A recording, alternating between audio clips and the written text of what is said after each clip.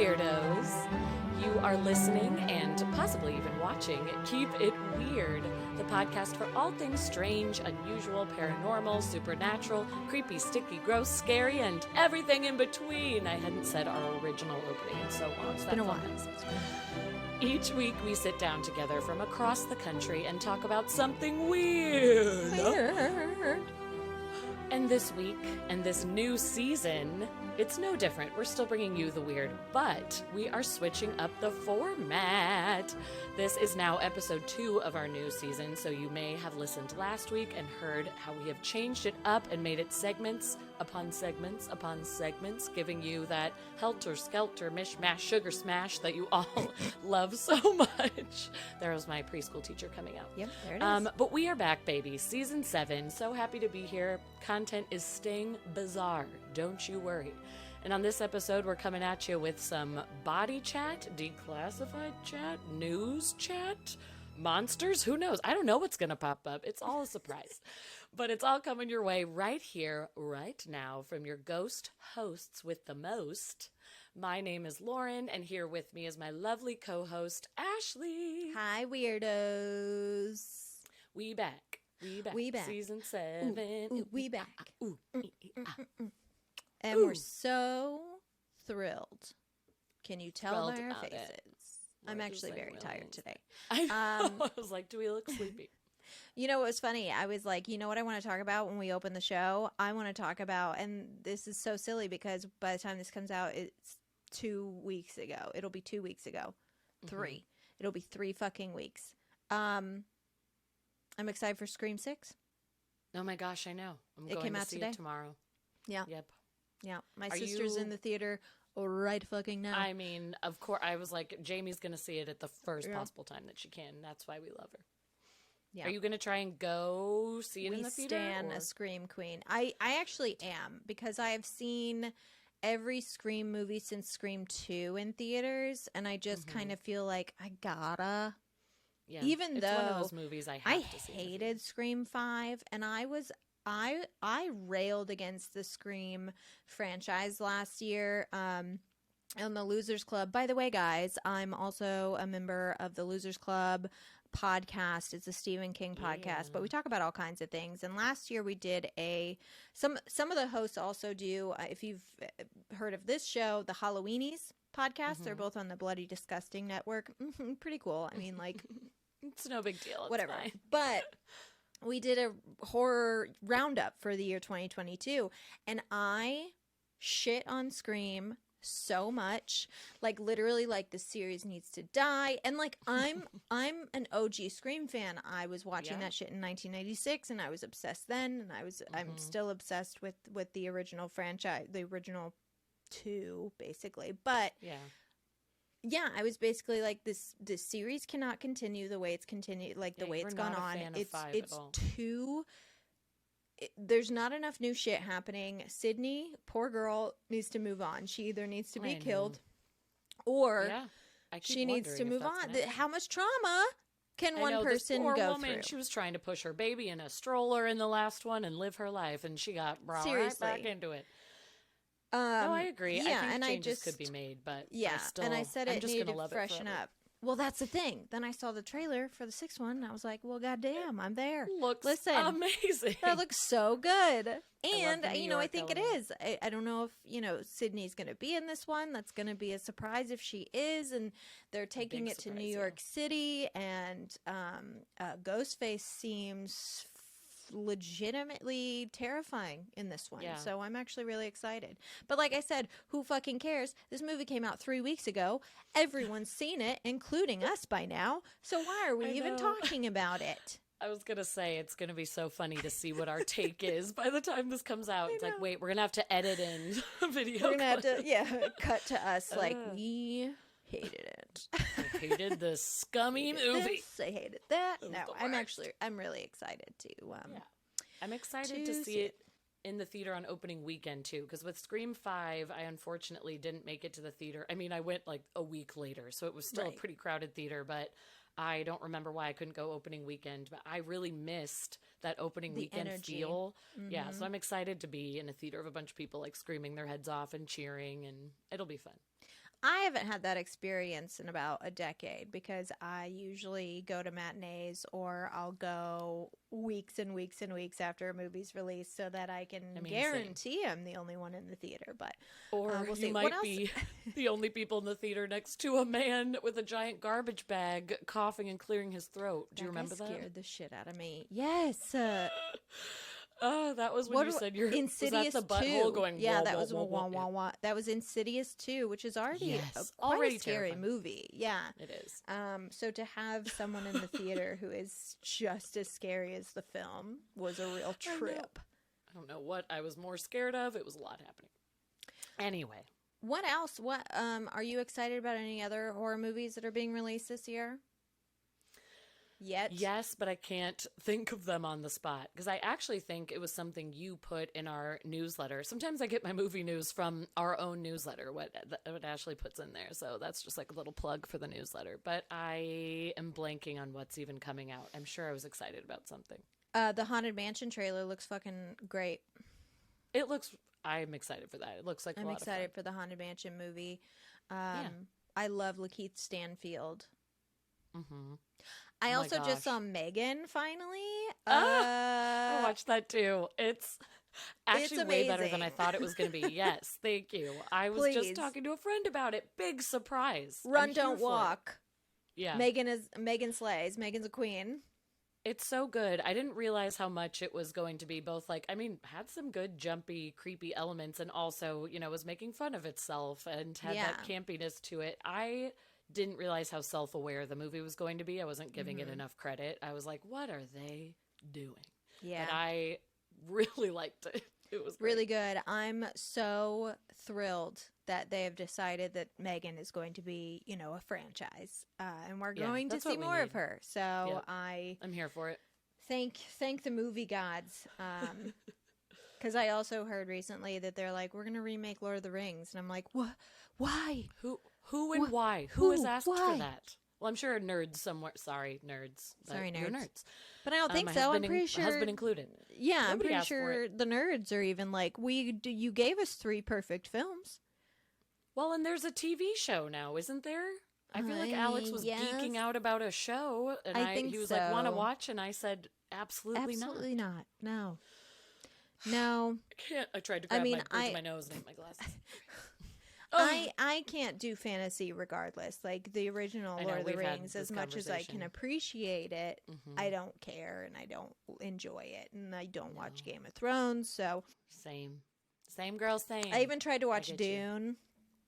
I didn't even try because I knew I wouldn't like it. I tried like a week ago. That movie's been out for 2 years now. Totally. And I tried and I think we got about 40 minutes in. And I said, can we not do this? Can we do anything else? Can this be over? Let's turn it off. Let's watch Real Housewives of New York instead. I know, yeah. Can we turn on that's what I need. Vanderpump Rules? I'm trash. Is what I'm trying to say. Trash together is the important part of this podcast. And you're all trash with us too. And you're all trash with us. Don't deny it. Let's go into our first segment of the day. I called this segment, I Had a Thought. She did it! Yay! She did it! I had a thought. Please, thank you. No, please. This segment might mostly be mine because it's a nightmare up here. But same. I seem to bring a lot of these thoughts to the podcast already, but I thought it'd be nice to have a place for myself, you, a guest, to chime in with a thought that they had that was weird or inspiring, mind-blowing, life-changing, etc. You always have those thoughts, and you make people question their sanity. It's great in a good way. It's a real mess. So the other night, it's a brilliant mind. Thank you. The other night, I was laying in bed. I was thinking about 2 women I'm close to. One being Laura, our resident witch, and the other being my sister-in-law Haley, who I love very much.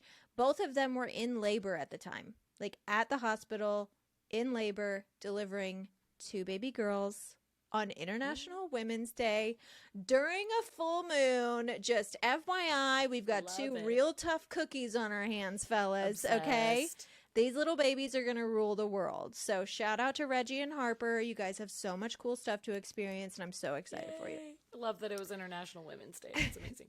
So I was thinking about them being in labor, and it got me thinking about myself and how I'm never going to experience that, and how I've never actually even pictured myself experiencing it. And I thought, how interesting. I've never even taken the time to like imagine myself laying there, legs spread, epidural in for sure. Like, who are we kidding?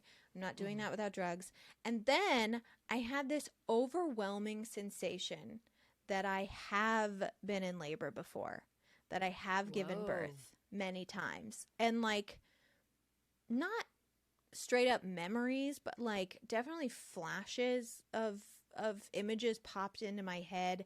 And absolutely they could have been memories of films that I had seen, not my own experiences. I'm not saying I definitely had a vision of past lives, but it got me thinking, because I believe in reincarnation. Like I pretty close to wholeheartedly believe that as souls we go somewhere when we die, and that it is definitely possible we come back and experience life as a human being again. I believe in soulmates reincarnating together over and over. I believe in this. Yeah.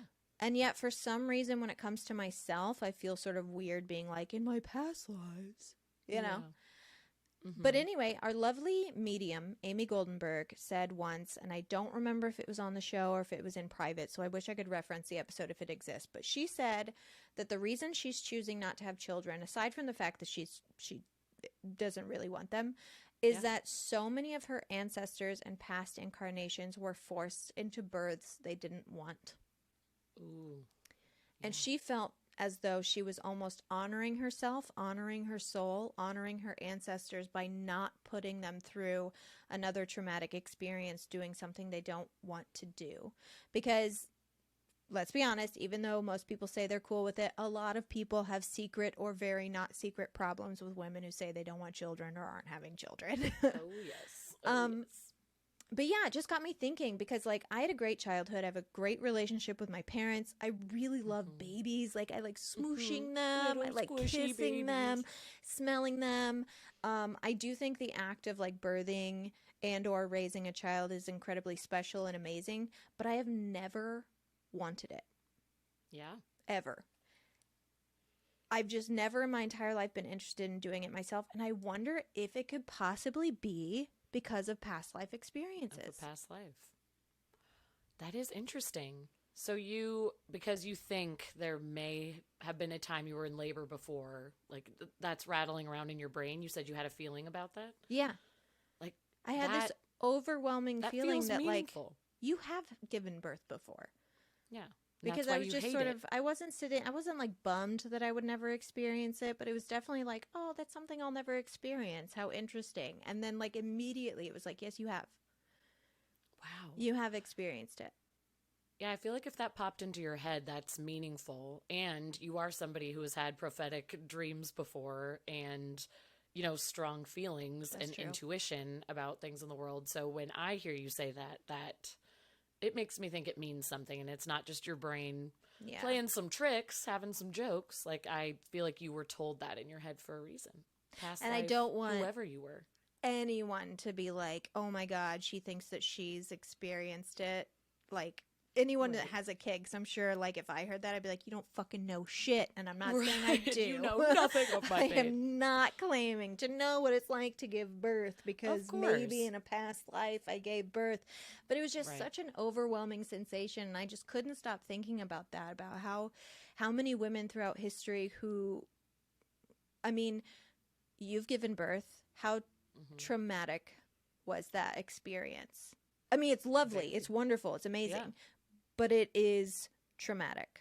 It is traumatic. I say that to people all the time where it's tough because I know people struggle with infertility and, people who have, they've gone through miscarriage, whatever it may be. Like, I always want to be sensitive to that and say, I understand how much of a gift it is to have my son, and that my body was able to do it pretty easily, even though being pregnant was a struggle. It happened very quickly for us. I know that is special and I'm grateful for it. But at the same time, the reason that we haven't had a second child yet, I've said this to Ashley before, is because I'm still traumatized by the labor, by the birth, even by the pregnancy. I had a very painful and getting sick every day type of pregnancy. So the trauma from that has made me not want to have a second child, and to, you know, if we do really have the desire to give Wilder a sibling, to consider other options, whatever that may be. But yeah, it is traumatizing to the body, to the mind, you know, all the mental health issues I went through. It's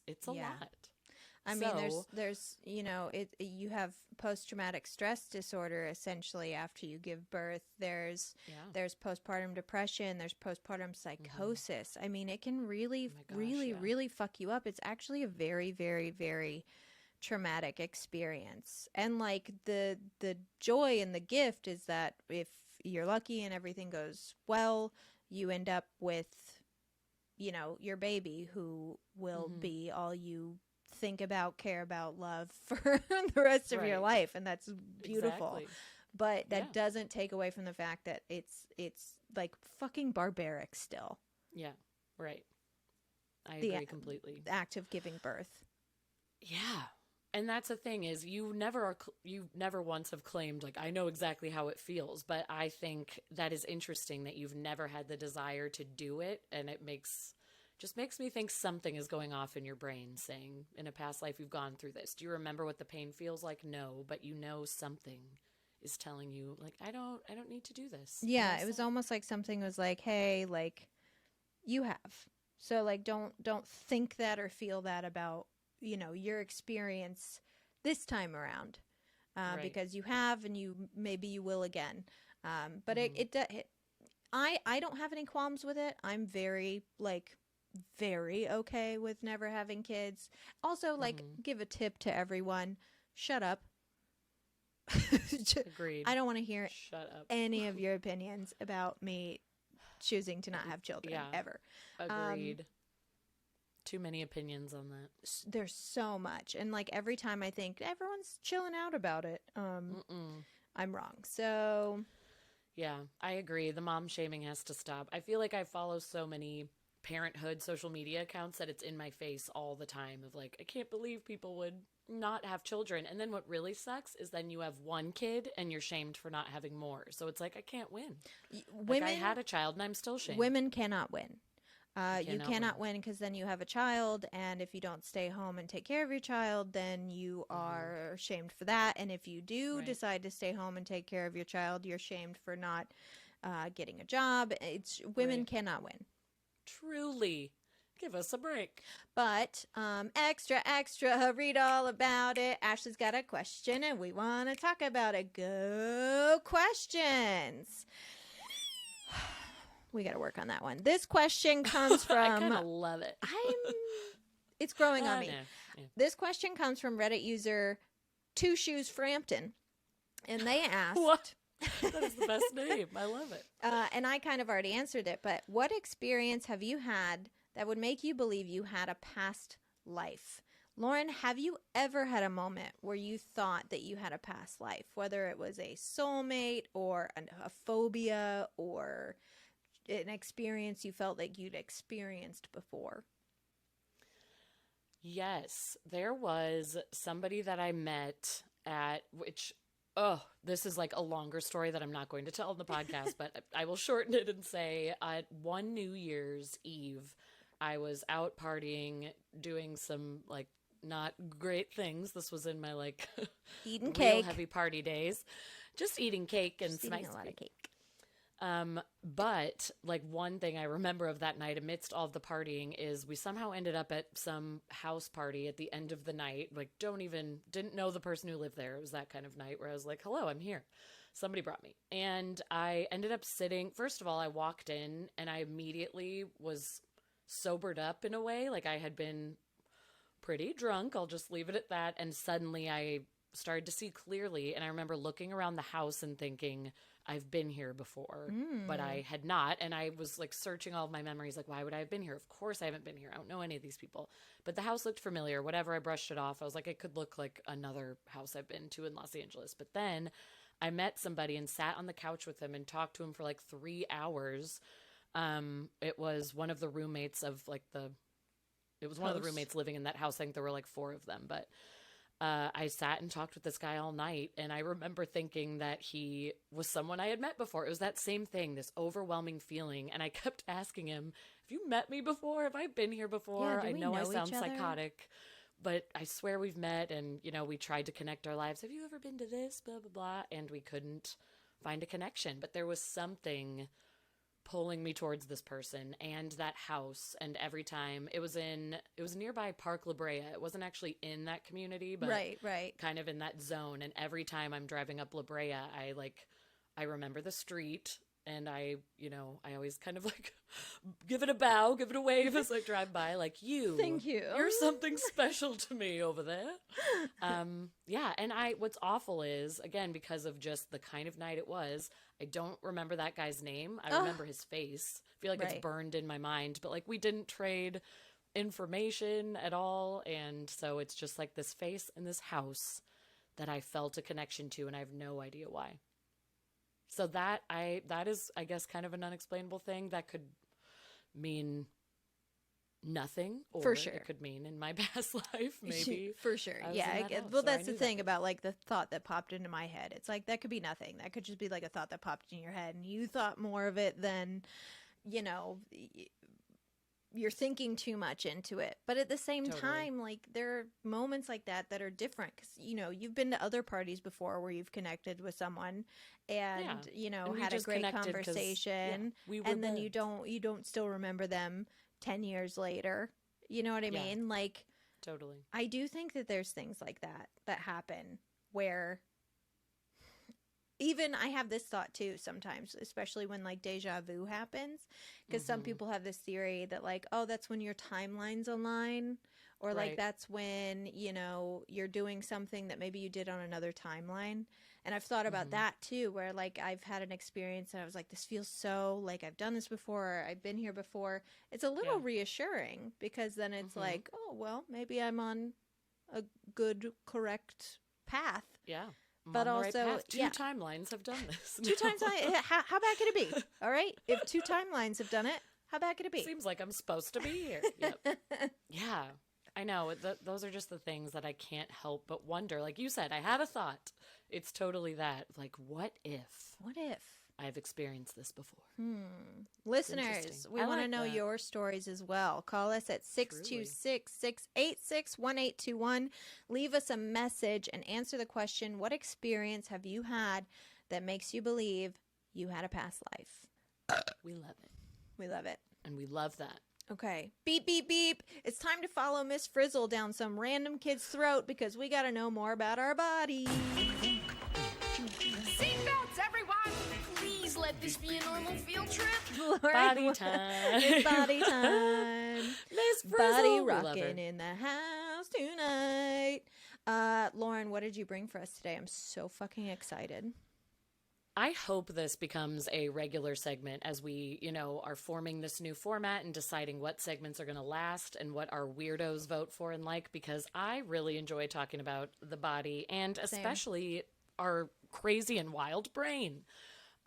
Last season in our biology episode that we did with our guest Rachel, I talked about certain sounds and why they can irk us. And we talked about memory recall of music, even in Alzheimer's patients and all of that kind of stuff. So that was my first little dive into the brain and our senses. And today I'm talking about our nosies, our sense of smell and our brains. So just going to another sense. So get those sniffers ready. Get those sniffers ready.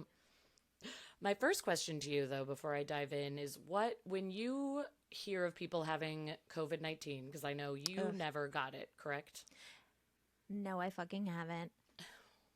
One of the rare ones. I've had it twice, so I'm not special. I realize that I'm doing this like fun thing, and like most people are still just listening to the show. But if you could see me right now, it's true. No one I gets am to see our dance celebrating moves. She's dancing because she's never had COVID. How superior I am for never having COVID. Joe and I talked about this recently. We were like, we had to have fucking had it, right? Like, we had to have had it at some point. Like, how do we get away with neither of us having it? But anyways, no, I have not had COVID. Okay, but when you hear of somebody having COVID, what are like some of the main symptoms that you hear about? What are the common ones that jump out at you where you're like, well, you're going to get the blah, blah, blah? Yeah, so I hear a lot about headaches and stuffy noses. I hear about body aches and pains. But yeah, the biggest one, the one that I always test myself on, like the other day I was chopping up, I roasted some garlic, like some fresh garlic, and I was chopping it up and I couldn't smell it. So I Yeah. called Joe in the room and I was like, can you smell this Can't. garlic? And he was like, no. And I was like, okay, it's just like randomly the unsmelliest garlic that's ever existed. Right. But lack of smell and taste. Yeah. Yeah. Yeah. Lack of smell and taste, which has stuck with people for months. I think Now, some, did I you think have my- that when you had COVID?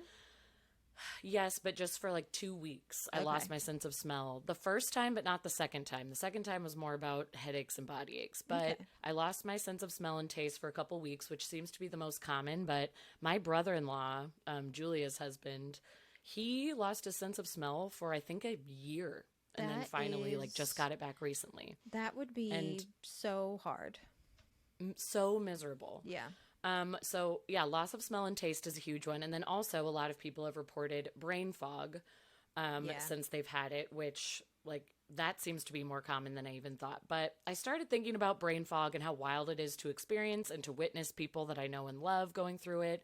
Both of my parents who have had COVID possibly more than once have been experiencing brain fog. They were just out to visit me and it felt like they were forgetting basic words that they never would have forgotten before. And So wild. I know it'd be easy to say they're getting older, that happens, but it's been like sudden. It felt different, and I myself have noticed it too, where basic words are escaping me. I find myself searching my mind for very common things, people's names, and I feel like I always say, "Oh, it's mama brain," or maybe it's COVID brain, or whatever. But it got me thinking, and unfortunately, brain fog still is kind of a mystery. Like scientists Yeah. and people in the medical community are trying to figure it out. But right now it seems to be attributed to inflammation in the brain, probably caused by an infection of some kind. And it makes us struggle with memory recall, but it's possibly treatable.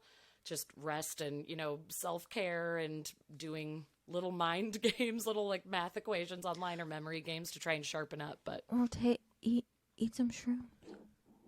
or eat some If you shrooms. eat They're some really good for shrooms, your brain. it can maybe Well, because Open that your when mind. I Open your mind. when I did the episode where I talked about how shrooms may have sped up or enhanced or caused human evolution, and we talked about how the brain works and how like there are neural pathways that are created in your brain, and especially if you are Right. on something like a psychedelic, new neural pathways are created like constantly, which is why you have the experiences that you have.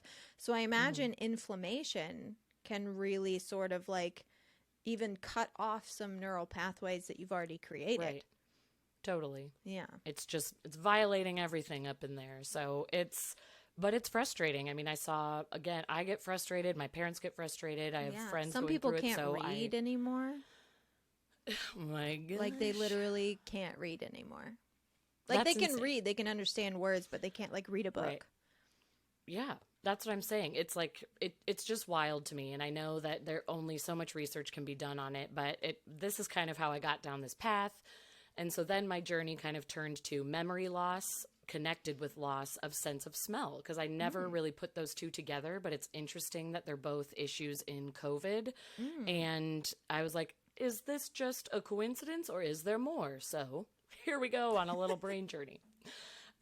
To date, nobody has specifically studied memory among individuals who have lost their ability to smell in Okay. a pre-COVID world, which we would kind of need that data to compare today with, what happened with COVID-19. But if there's a little bit more time, it's starting to be studied more. And here's what we know, at least at the basis.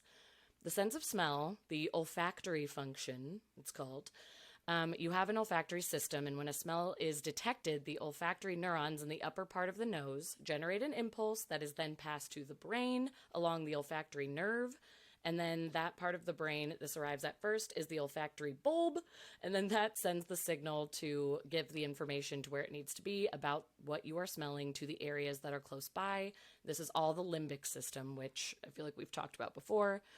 The limbic system is comprised of structures in the brain that are connected to mood, memory, behavior, and emotion. The amygdala and the hippocampus are in that. Ever heard of them? Things that make us human. Who we are.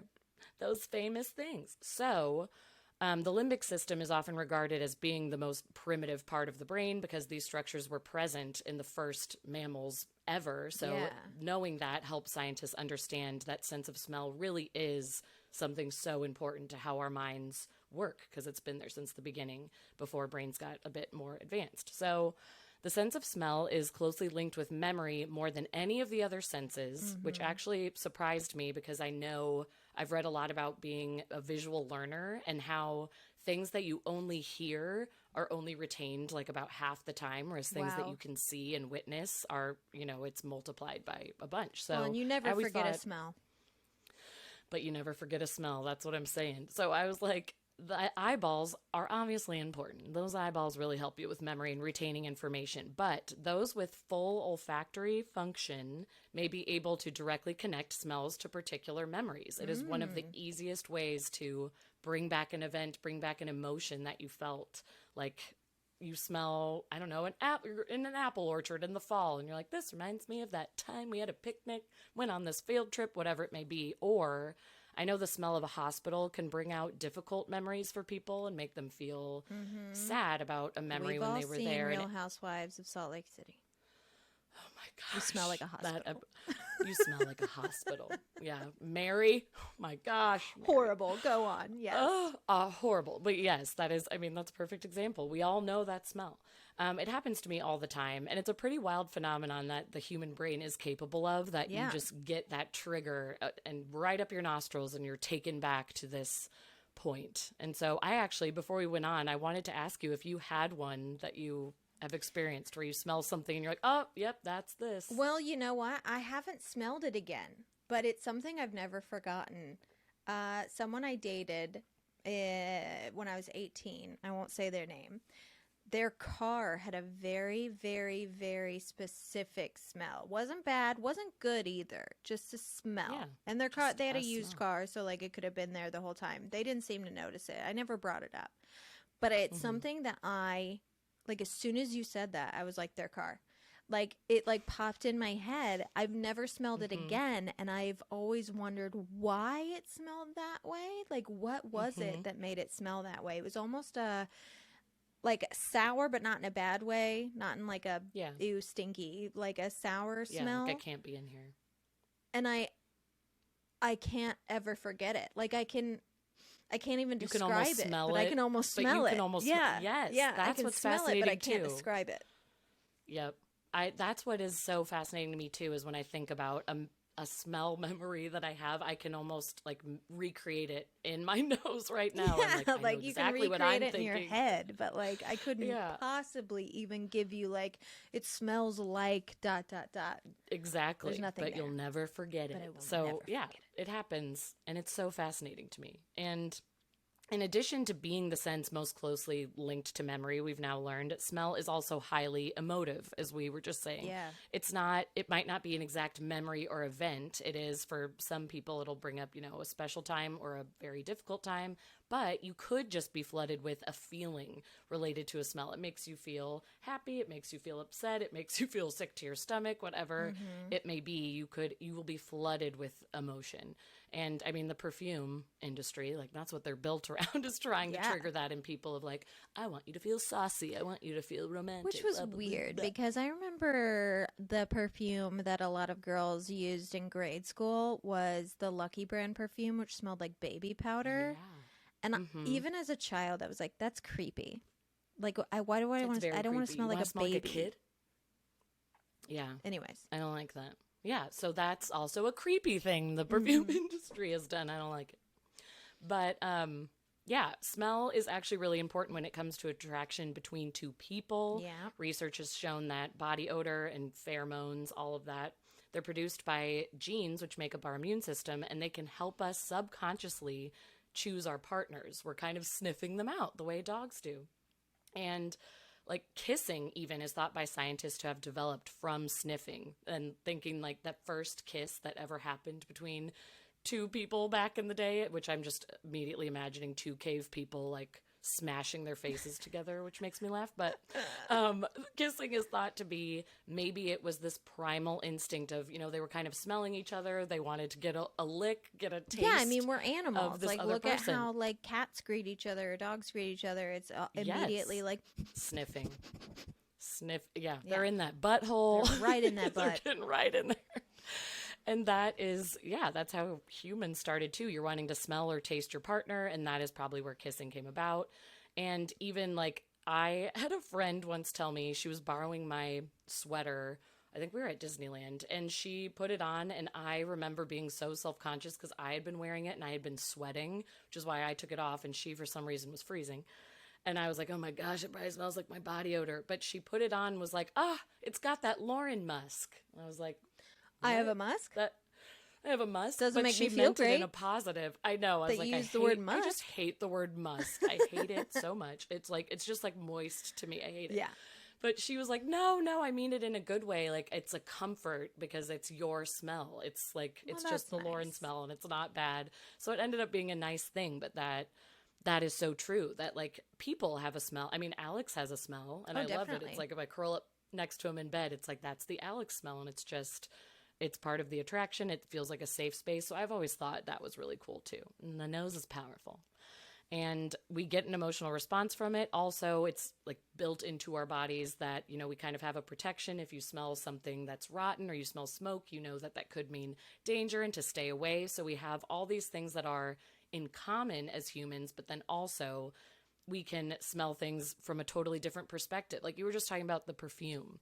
I know you were thinking of it in a creepy way with the baby powder, but also I'll smell a perfume on someone where I'm like, that is like old lady, too strong, like get out of my face. But to that person, it's their favorite scent in the world. Yeah. And I think that's a cool thing too, that we kind of have these common smells that we all know are bad and dangerous. And then we can be totally different on everything else and think one thing is great, one thing is Yeah, bad. I remember So just growing think up, it's great. like, you know, loving the smell of gasoline.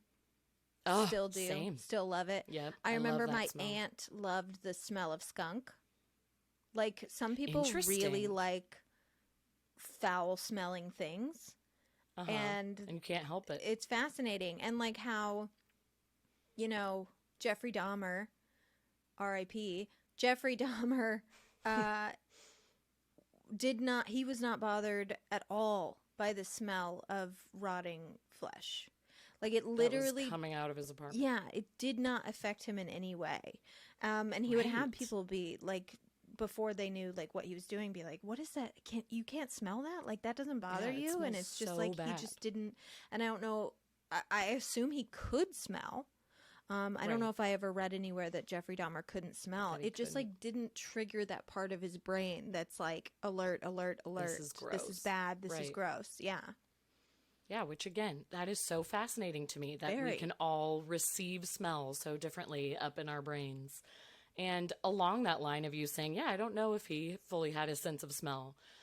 On the negative side, when it comes to sense of smell, given that it clearly plays an important part in our psychological makeup, anosmia, the term for losing your sense of smell, anosmia sufferers often talk of feeling isolated and cut off from the world around them and experiencing a blunting of their emotions when they lose their sense of smell because oh my God, did they are Jeffrey not Dahmer able. not have a sense of smell? When you just said that, I was like, well, wait a second. Wait, hold on. Because it can send people into like deep despair, Wow. dark depression. It really messes with your mental health when you lose it because you're not able to conjure up as many emotions. Yeah, well, and especially when you lose it. if you're someone who had it and then lost it. Exactly. Yeah. It's, you don't know what you got till it's gone type of thing. Like if you did have your sense of smell and then did not, if you were born with it, that's one thing, but to lose it during your life, you know what it's like to have it. And when you lose your sense of smell, you're losing taste as well. So yeah, it's like you which can't is enjoy like, foods just anymore. fucking end Awful. it. Yeah, Clock truly. me out. It's I'm done. Which I remember when I had COVID and didn't have my sense of smell, I remember how upset it made me because I was finally getting an appetite back after having 3 really sick days and wanting to eat some of my favorite meals. Couldn't taste them, couldn't enjoy them. So then I was just like waking up and eating toast. I was going to say, you might as well fucking just drink broth. Truly. So I was like, nothing is enjoyable about this. So honestly, I get it. But I mean, these people feel totally cut off and like they can't connect with people anymore, not connecting over food, not connecting over memories and emotions. And then it starts to mess with all of your memory recall because your brain just kind of stops using that area, and then things start to deteriorate. So it can just get worse and worse. And then because of the depression, which also deeply affects your memory recall, when things start to deteriorate, like you're just going to spiral and, not be able to use certain parts of your brain. So it's really scary and sad that could happen. And you wouldn't know an anosmia sufferer unless they opened up about it. Yeah. So that's another thing is, they're not talking about it. It's not really recognized, which I had never even heard this word before. But if anyone wondered, February 27th, we just missed it, is Anosmic Awareness Day. I didn't even realize that existed. So we only missed it by a couple weeks. But next year, I'm marking it in my calendar because these people deserve a day. They do. But yeah, it's just really scary that it can spiral into all of those memory issues, and then, it can really mess with your mental health. But research has also shown that loss of olfactory function can be an indicator of something far more serious, usually happening with more elderly people. It is an early sign of Parkinson's and Alzheimer's. Well, what the hell? I had no idea this was a sign, but it's apparently like one of the very first signs that something is going to happen. It's like the sense of smell goes, and then it'll still be probably several years before, the motor skills leave and all of the basic functions. But it's a big sign if you lose your sense of smell as you get older, because that is going to trigger all of the memory issues from there. So it's a sign of one of those very bad conditions, unfortunately, and it's something to keep an eye on if, somebody loses that function. So I had no idea about that. And severe illness aside, injury can cause it too. The bony plate in the nose that connects to the olfactory bulb, which in turn sends signals to the brain, is super sensitive to injury, as is our head in general. Yeah. But any head trauma essentially could shear that plate off and cause people to lose their sense of smell entirely, making them anosmic. And if you want to protect your nose, wear a helmet when you ride a bike or you do extreme sports, and try to catch your fall with your hands if you trip. But, try to protect your noggin and your schnoz, because they're very important. And losing your sense of smell, I never realized how traumatizing it is. But of course, it makes sense. I've just never I can imagine it being it. extremely disorienting. Yeah. And I'm sure you can adjust to losing that sense a lot quicker, at least just in your day-to-day, than losing your eyesight or your hearing or touch. Touch would be horrible. You'd be injuring yourself constantly. But so I know that it's disorienting, but I'm sure that you can, live a fairly normal life. But yeah, that sure makes sense that it would cause neurological issues because it's all in your brain. Like the smell is it's all connected. All of your senses it's a straight are directly related to our brains. So I can imagine if you lose one, and like the way that the brain rewires itself for people who do lose their eyesight, the way that their brain is able to legitimately, like completely, I guarantee, like if we were to scan them, if we had the technology, a brain of someone who was blind would look completely different than my brain. Because of 1,000%. The shit that's then going the on other there. Senses are heightened when you lose that one. So yeah, different areas are going and to be you have people that can like different. now use like echolocation, which is just wild. Wild. I know. It's why I'm like, I love brain talk, because it's so wild what our brain can do, and it will adapt to situations like this, of course, like you said. And this isn't, I can't imagine it's not losing a death your sight sentence or losing your, it isn't at all. But I just never thought about how much memory recall is associated with smell, and reading it all. And as I'm saying it now, it makes so much sense. Yeah, it's like, duh. But it wasn't until that COVID conversation came up where it's like, people are losing their sense of smell for long amounts of time, and they're also getting brain fog. It just, made me put the connection together, and it's real. Yeah. And we're trying to learn more about it. So we'll see. Yeah, I saw an article released recently. It might have been released today, actually, where they were saying that, like, long COVID and people who have had COVID, that it shows up as a neurological disorder or disease. So, like, Yeah. you know, you could be like, yeah, I had COVID. It wasn't that big a deal. It was like the flu. It really wasn't. Like, it actually kind of, like, if you were to actually go in and have tests run, I guarantee they would be able to find that it has affected your It's had a large impact. Yeah. neurons.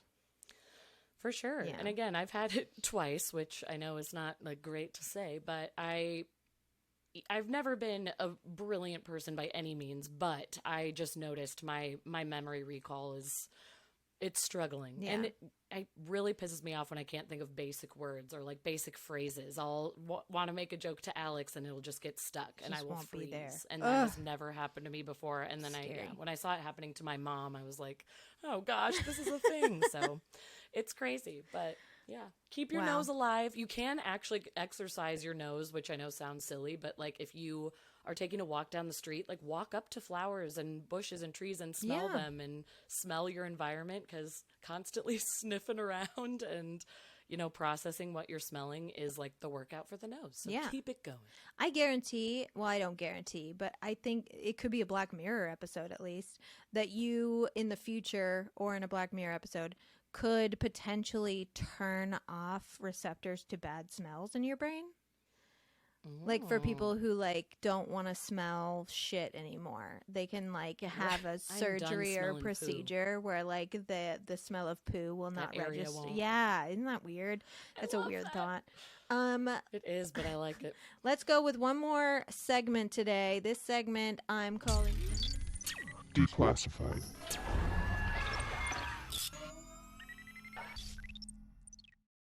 I'll add sound effects to all these so they sound a little bit better than just me saying declassified. How's that sound That's effect? good. Yeah. Yeah, It's going to be thank you. declassified with a belch at the end. In this segment, which I'll pull out once or twice a year, I'm sure, we'll be sharing with you some of the craziest things that we've learned from declassified CIA government documents. Not necessarily new information, but things that we have learned in the past from these documents that we didn't know of or didn't know the whole story of prior to their declassification. And on this week's Declassified, we're talking about how the U.S. government has tried and failed to use our furry friends in national defense. The American government goodness. actually has quite a history with using animals as spies and weapons, and we know that now thanks to declassified documents. Oh my gosh. What have they done? Now, a lot of us will laugh at people who say birds aren't real because, of course, birds are real. Or are they? Or are they? Pigeon photography. Pigeon photography was definitely a thing. It was actually invented in Stop. 1907 by a German man named Julius Neubrunner, who had used pigeons before this to deliver medications, which is lovely. Yeah. A homing pigeon was fitted with an aluminum vest to which a lightweight, time-delayed mini camera could be attached. And his patent, he applied for a patent for this, and it was rejected because people were like, absolutely not. But We're not then doing this. he produced the photographs that these dirty little birds took, and they granted the patent immediately because it was like incredible what these birds could take Amazing pictures of. photography. So, and again, It's like the remember, first drone. 1907, we didn't have drones, we didn't have like commercial flights, Right. we didn't have helicopters. If you wanted that view from the top. You had to use a pigeon. So, he published his technique in 1909 in Dresden. And pigeon photography was tested during World War I, but as far as we know, wasn't used very much. And the idea was brought up again during World War II, and we do know war pigeons were deployed extensively during World War II. But to this day, that part of the CIA documents remain classified. We know that the CIA developed a battery-powered camera designed for espionage pigeon photography, but the details of how and where and how much we use them are still big ol' secrets. We don't know. Oh my gosh, those secret Those secret birdies. dirty birds. This next one was called Project Acoustic Kitty. This was a that's the actual official project name, Acoustic Kitty. Perfect. This was a CIA project that was launched in the 60s in which they used cats to spy on the Kremlin and Soviet embassies. This was a little bit more invasive than strapping a camera to the animal. In this case, an hour-long procedure was required in which a veterinary, I stumbled across that, in which a veterinary surgeon implanted a microphone in the cat's ear canal, along with a small radio transmitter to the base of the cat's skull. Oh, wow. This allowed the cat to record and transmit sound from its surroundings. And it turns out this whole idea was a bit of a bust, though, because these men, after spending about $20 million on this project, found that the cats 100% did not do what they wanted them to do, which honestly, they could have saved $20 million if they had just talked to a single person who had owned a cat.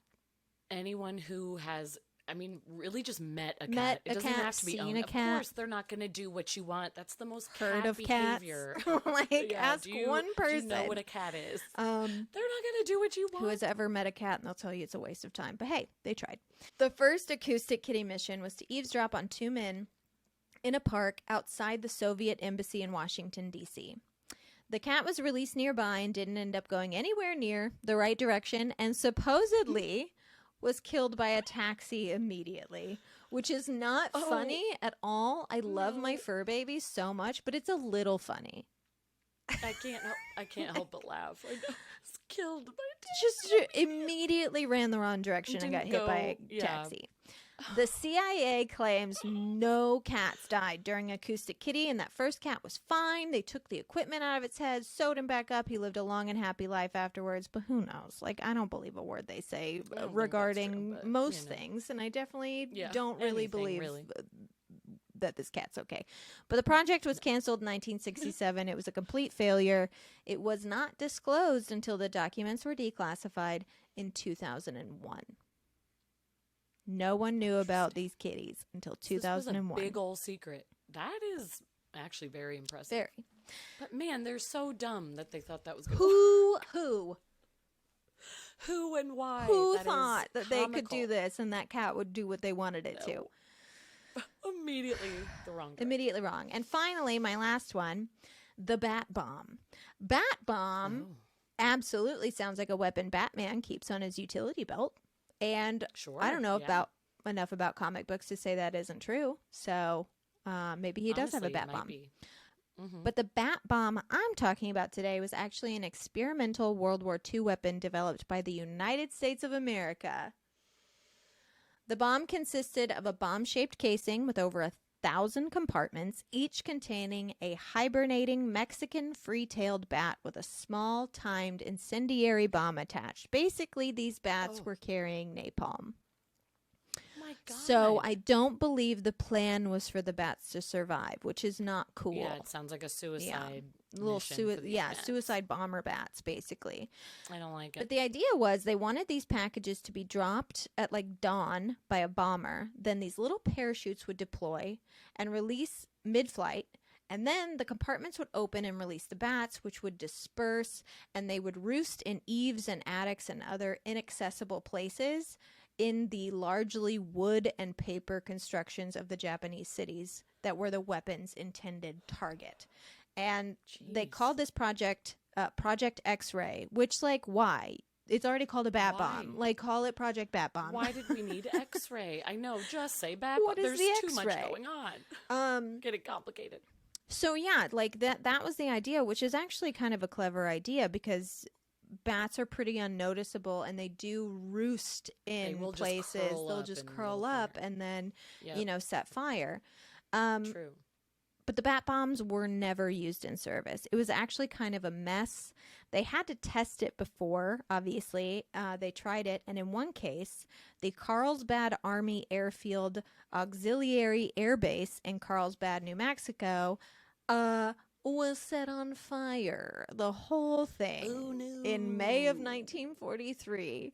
The bats were accidentally released. And they roosted under a fuel tank, and it just Oh, fucking no. incinerated the entire test range. That is so bad. What a bad testing. Did not go well. Did not go Could well. not have gone worse. Oh, no. Now they really lit it were ablaze. considering this though as their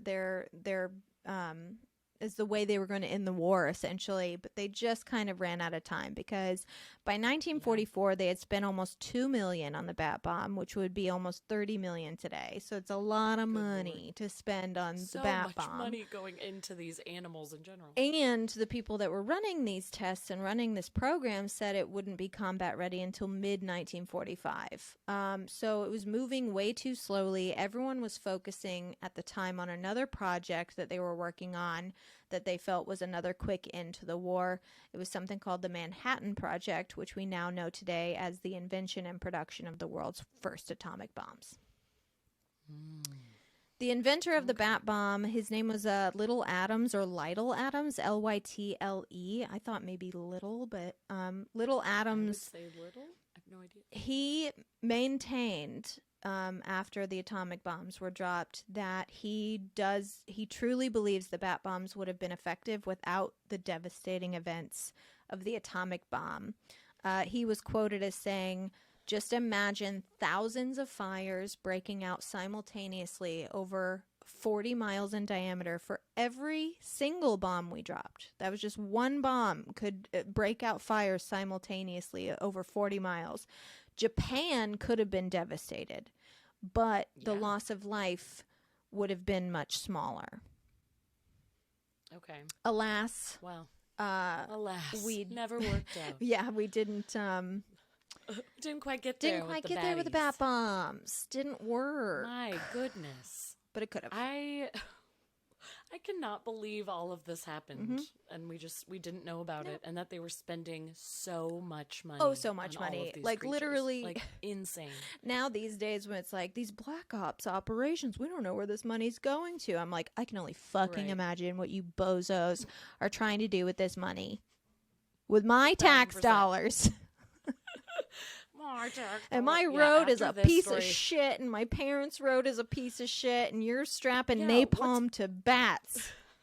Jesus. You're sending cats out into the streets to do get hit by absolutely taxis. nothing but purr at a taxi. And we need to fill the potholes. It's just very unfair. Anyway, Anyway. on that Anywho. uplifting note, that's all the time we have this week for Keep It Weird. Thank you guys so much for watching our show or listening, but we hope you're watching it here on YouTube because we're only going to start playing more and more and more with visuals, but we promise we'll make sure that the show is still fun to listen to for those of you who like to listen while driving or cleaning or working. So please follow us on social media at Keep It Weirdcast. We're still doing Witchy Wednesdays and sharing spells and witchy tips every week, and Tarot Tuesdays where Busy Bee Coven is teaching us the tarot cards one by one. We're focusing on one tarot card a week. We're going to learn the whole goddamn deck. I love And it. of course, please donate to our Patreon at www.patreon.com/keepitweirdpodcast because that's how this show gets made. So if you like our show, give us $5. Help us out, please. Okay, Ma, the bees are back. It's time for Hive Mind.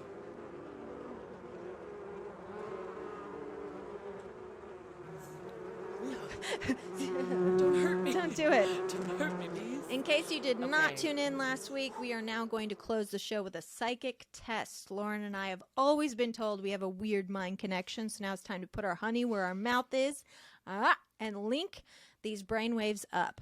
Currently, we're using Zener cards, which I explained last week, but they were created in the 30s to test ESP, and it didn't get the results they wanted, but that doesn't matter. We're going to try it today. And it's Lauren's turn to try and send a signal to my brain. Lauren, I'm just going to lower my head and show you the card. Then I'm going to place the card to the side, face down, and you're going to try and send me a psychic message to tell me what the card is. Okay, ready? Let's do it. Can you see the card? Yes. I got it. It's locked in.